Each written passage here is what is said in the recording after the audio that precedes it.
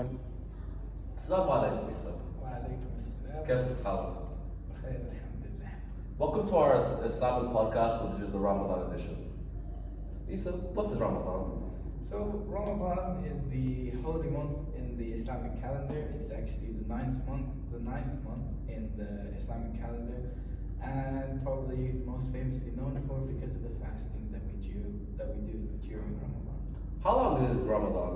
So Ramadan is usually about 29 to 30 days, depending on the moon sighting. So the moon sighting before and the moon sighting at the end. And yeah. Which moon actually determines the start of Ramadan? So usually we would look for a crescent during the beginning of Ramadan, and this is why no Ramadan can start without the moon sighting, because the crescent has to be seen, because in the Quran it was said that if you see the moon, then you can start fasting. And at the end as well, at the end of Ramadan, we need to see the crescent of the next month, and that signifies that the next Ramadan is finished and the next month is here.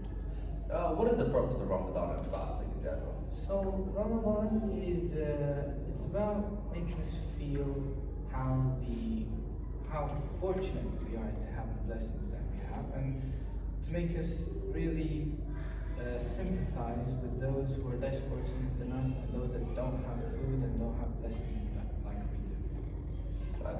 I said fasting in the last question, but what is fasting? Because there's abstaining from food. I don't really know the time, or like if you do it from sunset to sunrise, maybe like 7 to 7. I don't understand it.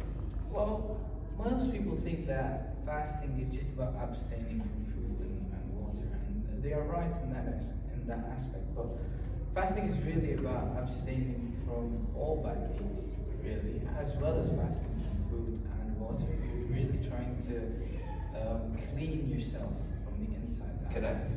Yes, you're trying to connect as well to your Lord. Who is supposed to fast? Well, really, it's said that every able adult should fast, but of course that really depends on the student or the child. If they feel like they are able to start fasting from a younger age, then they're free to fast, of course. Me personally, I started fasting when I was about 7 or 8, and really that's usually when most parents get their children to start fasting, maybe 1 or 2 days, but that's, yeah. I heard some of our friends do like half fasts, like at the younger ages. What do you think about that? So yeah, it's actually one of the motivational ways that parents get their younger kids to start fasting, is that we usually say it's called Sawm al-Asfur, which is, well, the English translation wouldn't really make sense, but it's like a bird's fast. And basically they would fast from about sunrise to about half day, and then they'd probably have like a small meal, and then some of them, if they grow a bit older, then we might go for half fast until 12, they have lunch, and then fast till sunset. What does break your fast? Well, things that break your fast are probably the most obvious ones: eating, drinking, and smoking, or inhaling anything really, or putting any sort of substance into your body. Of course, there are people that maybe accidentally take in something, or accidentally sip water, or accidentally eat food. The general ruling is that if you're accidental, then it's fine, and you should just continue fasting. What other activities can we not do? Like, do we have to stay away from swimming because there's like lots of water? Yeah, so swimming is really, I think, one of the most important parts of fasting. It's generally recommended that we do not fast whilst, or do not swim whilst fasting, because swimming, there's water, and there's always that risk that you might just intake that water accidentally. So to be on the safe side, we generally say that fasting students, or fasting people in general, shouldn't really swim.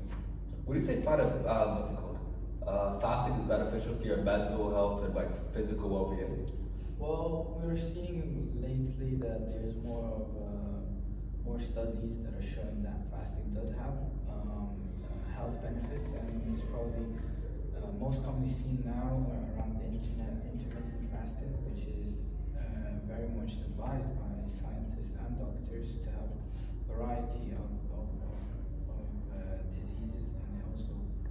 helps you stay healthy. And so fasting, of course, from a health benefit, maybe the obvious ones are weight loss, but also has some links to stopping cancer and degenerative diseases. And from a well-being perspective, really Ramadan is about emphasizing cleaning yourself mentally, physically, and really reborning or making sure that you leave Ramadan and you're reborn as a character, as a person. That's just a really good time for you to reflect on what you've done so far in the year and how you can better yourself. What's it called? Why is moon sighting important to Ramadan? Like, how do you know if you're in the middle? So, as you know, the Islamic calendar is based on the moon, so it's a lunar calendar. And like you said, the crescent signifies the start of each new month. And then, of course, the crescent will grow and it will shrink according to the month. We usually know it's the middle of Ramadan when we see a full circular moon, usually on the 9th, 15th, or the 16th. And that tells you generally that you're halfway through Ramadan. And of course, at the end, you should see a crescent, and that should signify that Eid is on the next day. How long have you found fasting to your daily routine? Like, if you do sports, you see yourself not abstaining from sports or like putting in less effort than you usually would, or? So we generally say that it's really based on the person. So if you feel that you're capable of playing sports and fasting, then it's really up to you. But you should really do your normal routine as normal. Really, fasting should be it should be a way of life in these 30 days. So it shouldn't be something abnormal. You should just continue your day normal. So studying, going to work, these are all perfectly normal during fasting. How can like non-Muslim students be respectful during Ramadan? Because some students might make mistakes, they don't really understand the culture. So I think understanding the culture is probably the most important part.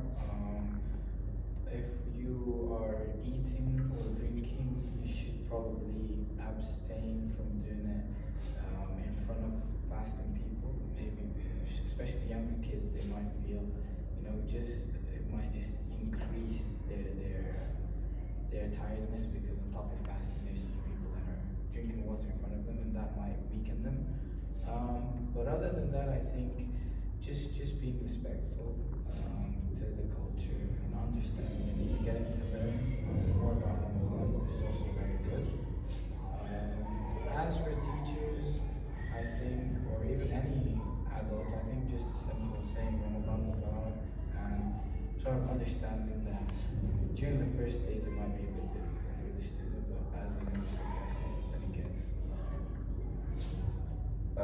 How else can I support students during Ramadan? You spoke about what we should. So how can I help the students who are fasting?